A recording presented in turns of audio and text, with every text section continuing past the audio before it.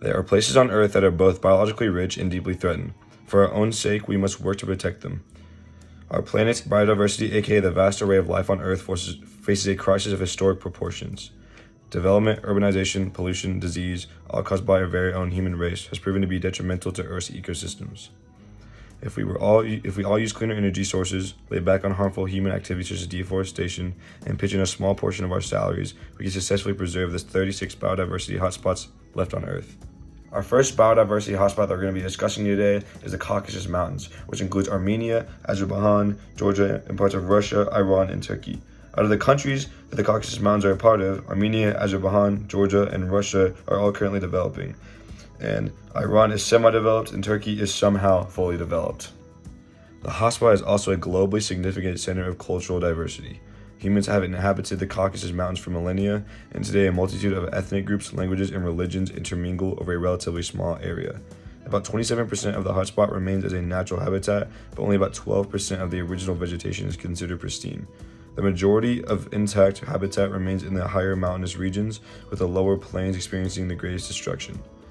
The Caucasus Mountains are home to a plethora of species, including the Georgian snow rose, which is a bright white flower that's native and only found in the Caucasus Mountains, the Persian ironwood, which is a deciduous tree closely related to the witch hazel genus, and the vulnerable marble duck, which is a medium-sized duck with a marble-like pattern on it, and the endangered Caspian seal, which are the smallest members of the earless seal family and uniquely found in the brackish Caspian Sea.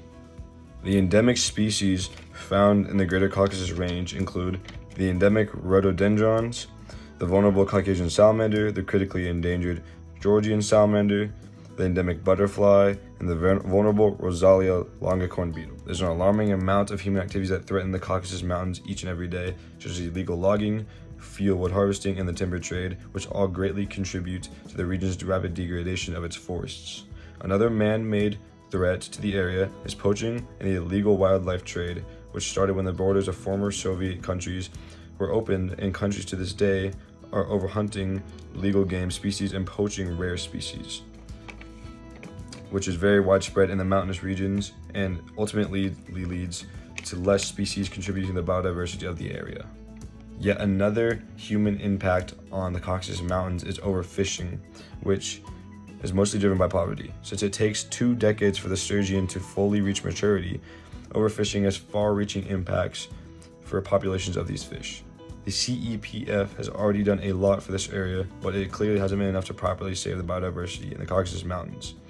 They've supported civil society efforts to promote transboundary cooperation and improve protected area systems, strengthen mechanisms to conserve biodiversity of the Caucasus hotspot, with emphasis on species, site, and corridor outcomes, implemented models demonstrating sustainable resource use in 5 target areas, and increased the awareness and commitment of decision makers to biodiversity conservation. The Greater Caucasus Mountain Range offers a plethora of resources that make it economically useful, such as the oil and natural gas-bearing deposits found beneath the Caspian Sea, metallic ores that are associated with magmatic rocks that thrust up deep from the crust in Azerbaijan, and manganese that is found in Georgia. The Caucasus resources are all huge factors in the oil and steel industries, which are essential to international trade and economies. This area suffers greatly in fragmentation due to infrastructural development such as roads, dams, channels, and pipelines, as only 27% of the mountains are left as natural habitat. This region also suffers greatly from the edge effect, as the construction of roads, dams, and pipelines cause the mountains to have very separated and distinct habitats that are divided by these human infrastructural additions. Guinean forest of West Africa. Tropical forests make up the majority of this area, with freshwater spots also being included. Your money is needed to save over the 9,000 plant species and over 2,000 animal species.